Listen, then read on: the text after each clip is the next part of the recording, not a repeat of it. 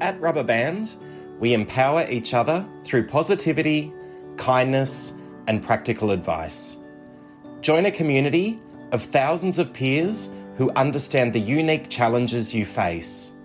Rubberband. Company agnostic, low ego, high empathy, always supportive.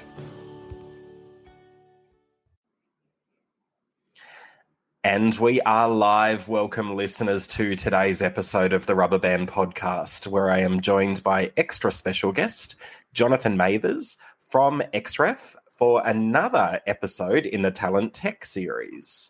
Now, before we begin, I would like to acknowledge the traditional custodians of the land that I live and work on, the Wadawurrung and Dja Dja Wurrung people.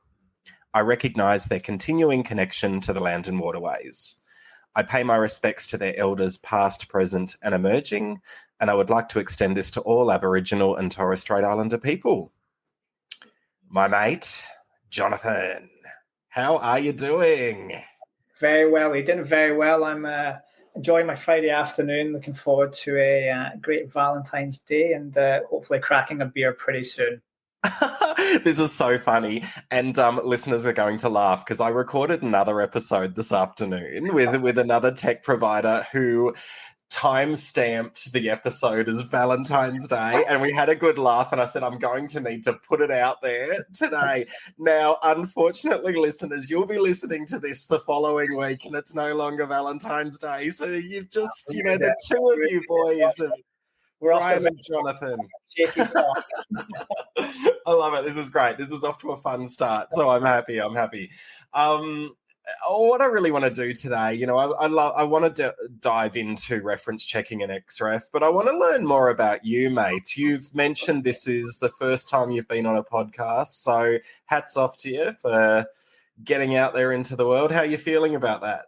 Well, I'd start with I'm not usually comfortable at talking about myself, so that puts me on the back foot somewhat. And it's very much a step into uncharted waters, but we'll see how we go. I'm a long-time listener to the podcast, so I've seen some great pods released in the past, so there's a lot to live up to in there as well. But yeah, I'm in sales, so hopefully I won't talk the hind legs off of you, and it'll be somewhat of a conversation. Oh, I'm sure the listeners are hoping you do, because I talk way too much. But, hey, bring it on. Talk the legs off me, mate. I suppose where I'd love to start, and I always like doing this with guests, is to, go back, and you've got such a thick, broad Aussie accent, so I'm assuming you grew up in Australia. No, tell me about your childhood. Where are you from? Tell me about growing up. Yeah, I'm from the north of Scotland, so a place called Aberdeen. Now, for anyone that doesn't know what Aberdeen's known for, it is the Granite City. It's beautiful. It's beautifully grey. So it's grey, the building's grey, the sky is grey, people's skin's very grey. It is generally just quite a grey place. It's the oil capital of Europe. But yeah, I left home when I was about 18. I wanted to get out and do my own thing. So I went to university in Edinburgh. I did a 4 years bachelor's degree there, and then said, I want to continue exploring the world and doing other things. So I found myself in Australia. I was meant to go to Tennessee in the States for a football scholarship, which fell through last minute. And so from there, I ended up traveling through to Wagga Wagga, of all places. Oh, I love Wagga. What? Beautiful place. And right. Yeah, and the people are just so kind and friendly. If someone coming from another country, I couldn't really believe how hospitable and friendly just everyone in that city is. So yeah, big up to Wagga Wagga. Amazing. And Edinburgh's my home away from home. I think everyone knows I've got a Scottish partner of 20 years, and I adore Edinburgh. And I have been up to Aberdeen, and I was lucky to go during one of those unseasonably warm seasons in summer where it was and it was bright and it was sunny. I spent a night in Aberdeen, and it was glorious.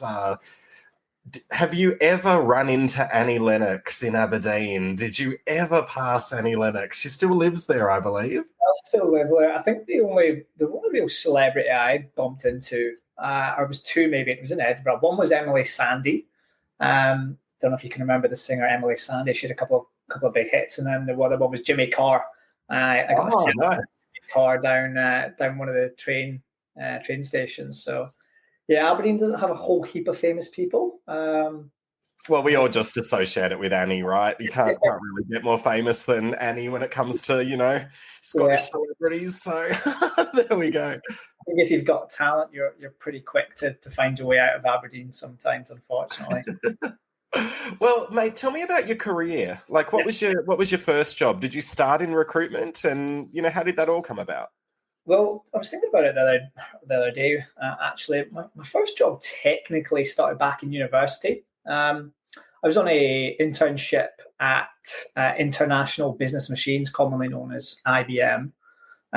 So I was in a sales analyst role, which was a sort of a new role for the company at the time, in terms of the internship that they offered.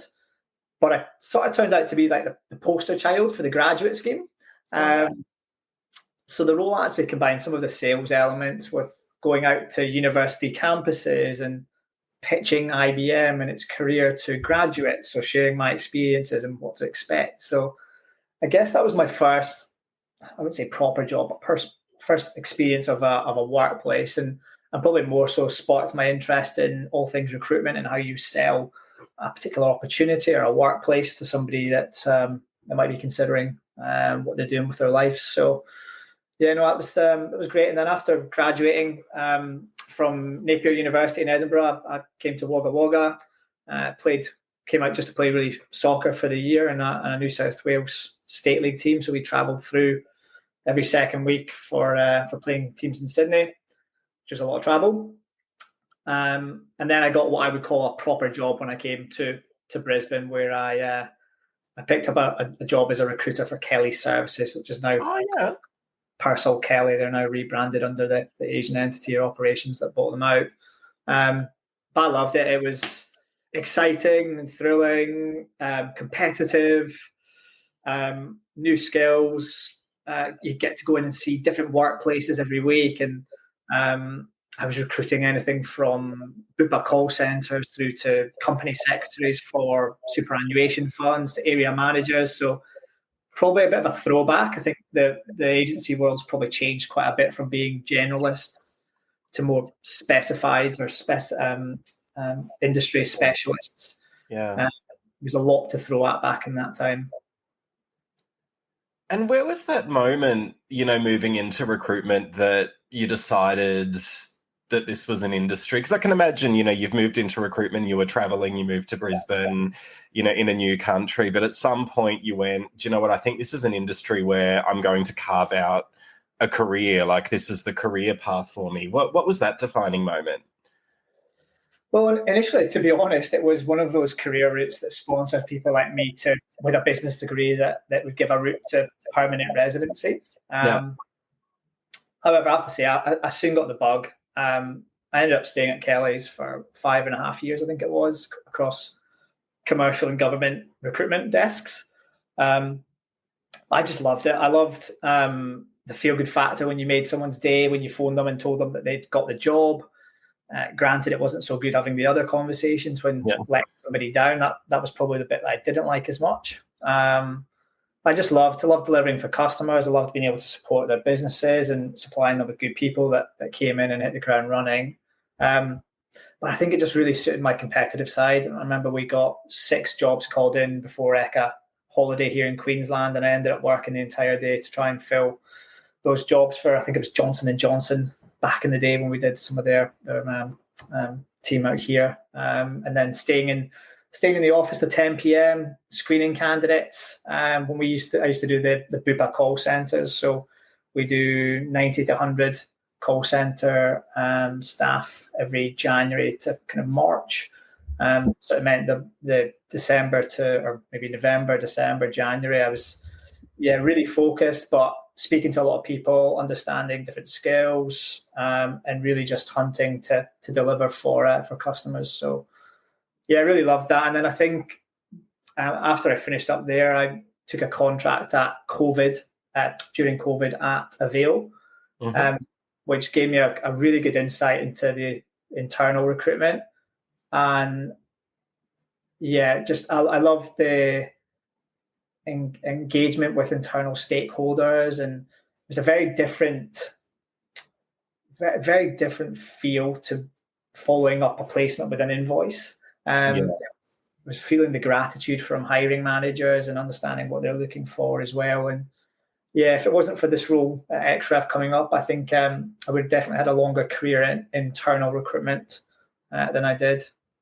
Yeah, it is interesting. I think, I do argue that I think it's not necessarily a difference when it comes to the placement. I think in internal, where that satisfaction comes is that you can actually see the people that you bring into the organization when you're in an internal recruitment role and watch them thrive day to day. Now, really great recruitment agency consultants like yourself and like myself when I was in agency will continue that relationship with candidates, obviously, but you don't see it in real life. You see people thriving and sometimes you don't as well, and you learn lessons along the way when that occurs. But I think that's where it just becomes takes it to that next level of being enriching, right? Like, because you're watching someone's life transform in front of your eyes, Personal development, it's seeing them grow as an employee, as a person, and moving through the roles, and especially if you've got a great organization that promotes internal mobility. I think that's a really rewarding thing for you to be able to say that you maybe supported someone's journey, even if it was just that small bit at the early start of their tenure. Yeah. And I find, I'm relatively new into my role at the moment with Movember. I'm sort of 5 months in, but that means that, there's been, probably 10 placements that I've made that have now started in the business. And then you've got that support network as well, right? Like you build your friend portfolio when you're new into a role with other people that are new. So, yeah, I really enjoy that. Now, you talked about transitioning to talent tech, and that's really what we're going to be talking about for the next 20 minutes. So how did that come about with Xref? What excited you about transitioning from the internal role into talent tech? Because again, quite a different, even though there are similarities, there are very different nuances in a role like that. And I would say, just for anyone that is listening, that you can learn the tech. I think when I initially started, or even going a few years back, my concern was like, I'm not an overly technological person. I don't know computers too well, but the ins and outs, and the requirements from referencing a recruitment process and how it all fits in. So I actually took a leap of faith. And this is maybe the old recruiter in me coming out, but I got my job. I think it was still during COVID. I had messaged the internal recruiter at Xref, or HR person at Xref, and said, hey, I've seen your product, I've used your product, really like it. Here's a little bit about me. Here's what my connections are on LinkedIn and so forth, and kind of sold myself in. And next thing you know, I had a knock on the door and an interview lined up, and I had to go and do a presentation about how you would sell this new tool. But I think the adaptation period was tough. So first 6 months, really, really difficult. You're learning new skills. Presentations are different. You maybe speak for an hour with customers. So that process was pretty tricky. But and to be honest, sales weren't coming through the door for myself. So I always think I've been very, very grateful to Xref and management and leadership that we really do give talent an opportunity to come through difficult moments, to do the work, and then if the results aren't immediately there, it's not like a case of panic stations that you might see in some other sales roles. We've been very, very supportive with people, and I think I'd be a great example of that. But yeah, I think I just looked at my experience and my network at the time and thought I could do that. It's a product that works, that makes sense, it saves organizations time and money, and adds some security behind their hiring. Which really led me to apply. Amazing. And for those that are listening today that maybe aren't familiar with Xref, I mean, I'd be surprised in the Australian market, but we've got listeners all over the globe, right? So for the audience, you're the sales guy. How do you pitch it? What is Xref? Tell me high level. Xref is a platform that does what? Well, we've really changed over the last, I'd probably say 2 or 3 years. For those that don't know Xref, we were the pioneers of the digital automated reference check. That check is still here. It's still great. It's still very much one of our core products. What it does is it saves you time and it saves you money by automating the reference stage. We've since developed that, and we've added in new insights. We've added sentiment engines. Our reference reports allow you to make more educated hiring decisions through AI and through some of the benchmarks that we've built into our system. I think if you're a consultant, if you're a recruiter, for example, you can take our reports and you can easily consult with a hiring manager, and you can say, let's not make this a subjective hire. Here's what the data says in our references. We've got candidate A scored 7, we've got candidate B that's 5. So based on reference data, we might pick X, Y, and Z as a potential hire out of a competitive shortlist. I think when you look more at the core reason as to why we brought references to the market, our founder had 2 cases of reference fraud back when he was a recruiter from his Hayes days. So I think that is still a core element of who we are and what we do, is we protect organizations from really bad hires, people that are willing to make up their references, willing to fake their own references, to dishonestly gain employment. And I always revert it back to, if anyone got any Netflix fans on listening in, go and watch Inventing Anna, go and watch. Oh, yeah. Yeah, how great was that show? So good. I'm obsessed with those kind of people, right? And like, I think it is protecting us from those. I just got really into Apple Cider Vinegar, the Belle Gibson Netflix documentary. Recommend. Yeah. But I think during that point when Inventing Anna came out, you had the Tinder Swindler as well. Oh yeah. I always use them too as just really good modern day examples of fraud is rife. Like, people will do it. And we pick up 7,000 cases every single year of reference fraud.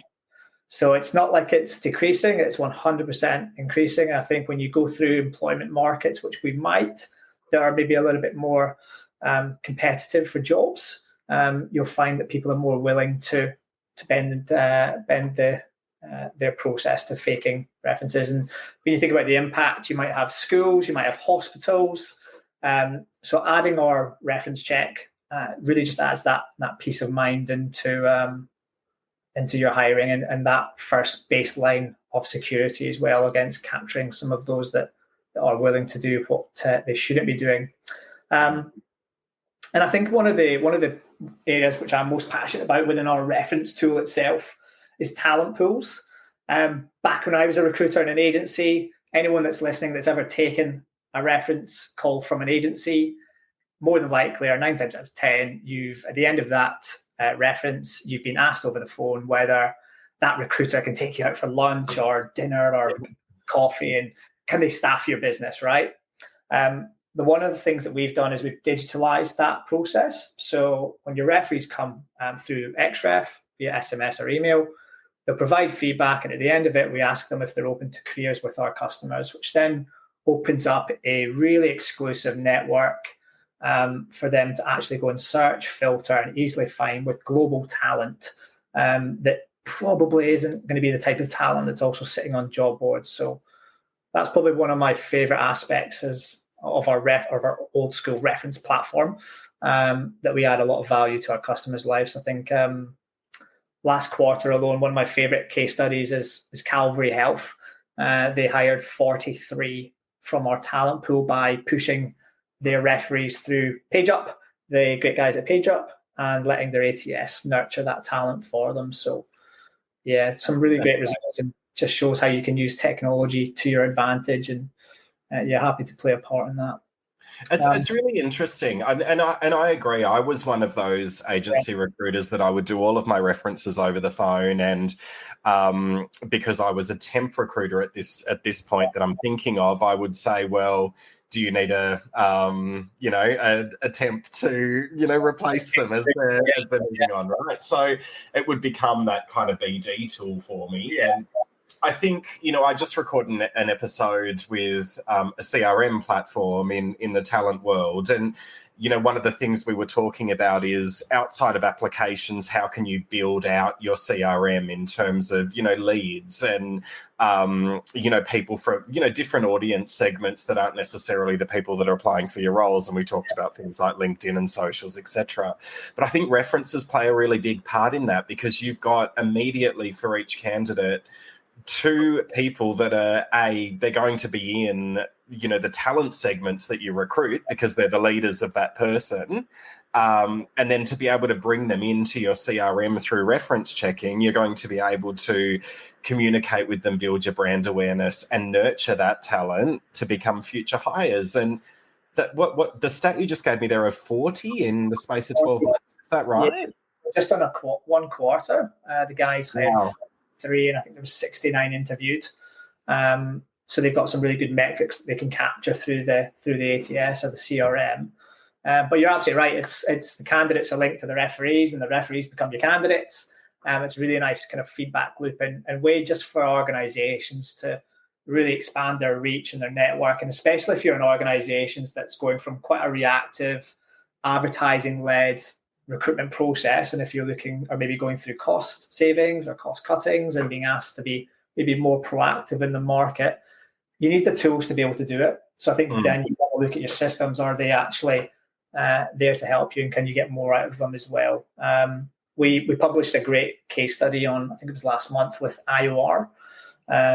They hired 2, I think it was mechanics or engineers within the first 3 months of using Xref. And for me, that's where, I use with passion, because I love seeing customers get great results. And if we can save you money, if we can help you get more value out of the platform, and ultimately help you shine in your own business, that for me is a big win, a big tick.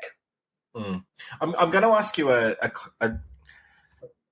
putting me under the pressure. Come on. I am, and you're a podcast virgin too. What am I doing? But no, I want to ask you this question, because it's an argument that comes up a lot. People maybe have the view that reference checks are a little bit archaic and not necessary anymore. And I think you highlighted really well how reference checks can identify candidate fraud, and obviously those people you don't want to hire, and that may not come up on a criminal police check, right? So just doing your national police checks or what have you, that's not going to cover people that are being dishonest in terms of their experience. Tell me, for people that say that and have that argument, it tends to be, well, no one's going to list a reference or a referee unless there's someone that rates them highly and they're going to give you a positive score, positive feedback. That tends to be the argument. Yeah. Do you see, outside of the fraudulent activity and those being highlighted, do references ever come back when they say, I wouldn't recommend you hire this person? Does that happen? It happens more than you think. And look, I'll give you my favorite example. We actually had a husband and wife. So a female put down their husband. It was a husband. A man put down his wife as his reference, and she actually gave him a terrible reference. So I don't know what happened there. It won't be a good Valentine's Day for them today. But anyway. But look, I understand where people come from when they question maybe the modern day validity of a reference. I actually think it can be controlled at a recruiter's level. So within Xref, you create the settings as to who is an applicable referee, right? So it's a hiring manager, it's a HR leader, et cetera, et cetera. And you can see the positions, the titles of the referees when they come through our system. You can also cross-reference that with LinkedIn and see if that person is who they say they are and if they worked where they say they did. So I think that's one way that you can really increase the validity of who's actually being provided as a reference. And I also just think it's a really great litmus test to see who's willing to do bad to fake the references in the first place. And then for the majority of the time, look, we get references back within 24 hours. 98% of those are completed. And generally, they're packed with 350 words of great content that's going to help you to better understand that individual and how they're best managed to be a success. So I think there is a lot that you can miss out on through not having that reference process, whether it's over the phone, whether it's automated. For me, I'd always say it's better to automate something that can be automated. And I think when you do it via an automated service like ourselves, it gives your referees a lot more time to think about their answers. It gives you more content. It gives you more insights and analytics. That's going to give you some strong benchmarks. And what we also have is trends within our reference process as well. So you can work out, what does a good candidate feedback look like? What does a bad candidate look like? So you can maybe start shaping around your TA strategy as well. And then if you factor in the benefits of things like having the referee talent pool, I think it starts to add up as a pretty compelling business case. And again, just as that first layer of security in an organization's hiring more so.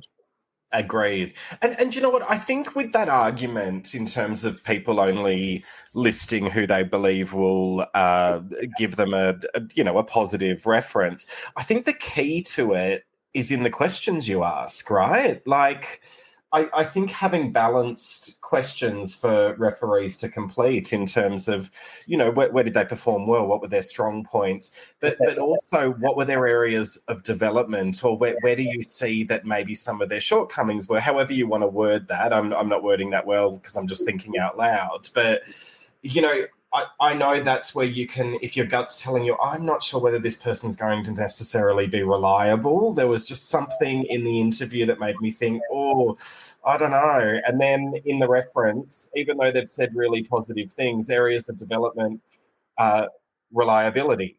Yeah. And then you go, so I think the key is to ask the right questions and interpret the questions based on some of the areas that you've identified in the interview. Would you agree with that?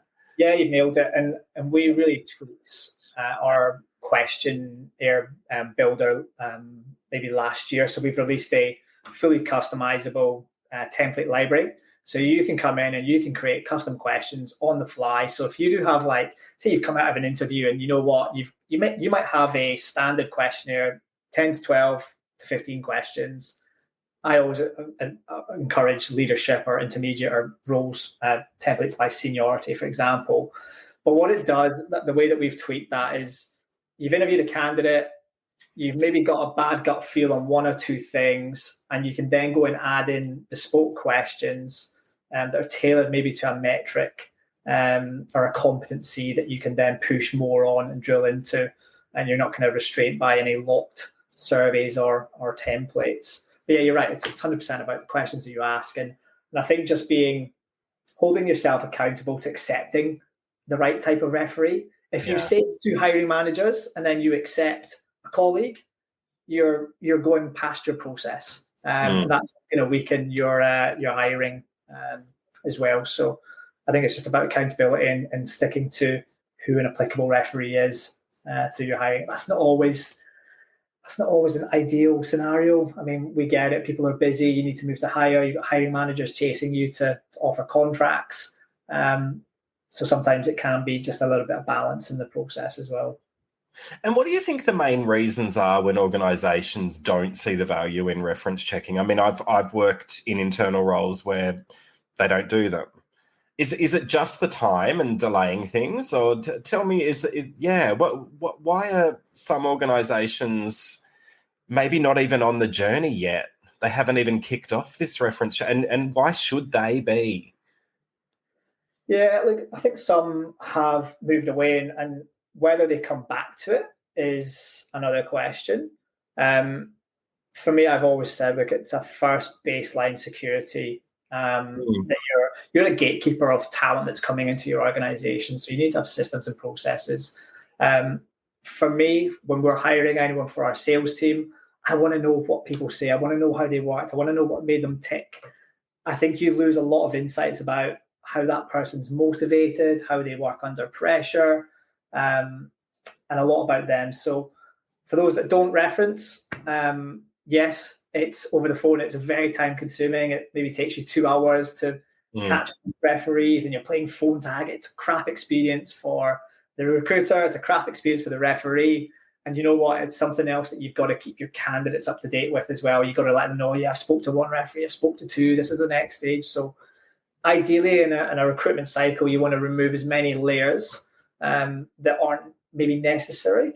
But if you can automate it, you can add in layers of insights about your candidates and future employees. I think it's a misstep to not include. And then obviously, like I said earlier, we've got things like the fraud protection, we've got referee talent pools. And I think one of our biggest developments over the last, it'd be 12 months, is we've also introduced those background checks as well. So they complement each other quite nicely.